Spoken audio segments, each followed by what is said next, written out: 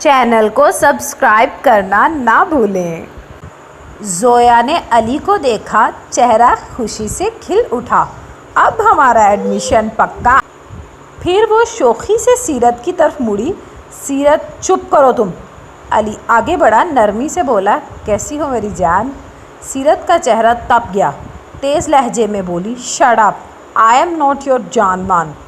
علی ہنسا، آنکھوں میں شرارت چمکنے لگی۔ کبھی تو مسکرا کے بات کر لیا کرو، تمہاری مسکراہٹ دیکھنے کو ترس گیا ہے یہ دل۔ سیرت غصے سے بولی، تم ہر جگہ میرا پیچھا کیوں کرتے ہو؟ کیسے پتہ چلا کہ میں یہاں ہوں؟ علی سنجیدہ ہو گیا۔ علی، دل کو دل سے راہ ہوتی ہے۔ زویا خاموشی سے مسکرائی۔ سیرت نے چونک کر اسے دیکھا، تم نے بتایا اسے؟ زویا سیرت کا یہ رویہ دیکھ کر تھوڑی ڈر گئی۔ زویا نے جھجکتے ہوئے کہا، اچھا، مجھے پیاس لگی ہے، میں پانی پی کر آتی ہوں۔ یہ کہہ کر وہ وہاں سے چلی گئی۔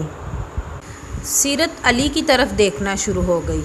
علی نے ہلکی سی مسکراہٹ کے ساتھ کہا، کیا ہم کینٹین چلیں؟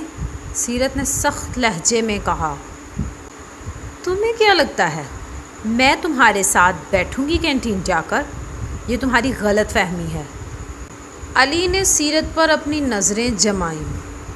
سوچ لو، اگر تم خود پیار سے نہیں چلو گی تو میں تمہارا ہاتھ پکڑ کے تمہیں یہاں سے لے جاؤں گا۔ پھر سب کو پتہ چل جائے گا تم میری گرل فرینڈ ہو، اور تم سے کوئی دوستی کرنے کا بھی نہیں سوچے گا۔ اور یہی تو میں چاہتا ہوں کہ کوئی تمہاری طرف نہ دیکھے اور نہ ہی تم سے دوستی کرنے کا سوچے۔ سیرت کی آنکھوں میں غصہ اور بے بسی تھی۔ دیکھو، ایسا کچھ مت کرنا۔ میں کتنی بار منع کر چکی ہوں کہ میں تمہارے ساتھ کسی بھی رشتے میں نہیں ہوں، اور نہ ہی ہونا چاہتی ہوں، اور نہ کبھی ہو سکوں گی۔ برائے مہربانی میرا پیچھا چھوڑ دو، میرے پاس وقت نہیں ہے ان فضول باتوں کے لیے۔ یہ کہہ کر سیرت تیزی سے یونیورسٹی سے نکل گئی، رکشہ لیا اور سیدھا گھر پہنچ گئی۔ نفیسہ دروازے پر ملی، سیرت بیٹا، کیا ہوا؟ کیا بنا ایڈمیشن کا؟ کچھ بنا پتہ کر کے آئی ہو تم؟ سیرت کی آنکھیں بھیگ گئیں اور وہ رونے لگی۔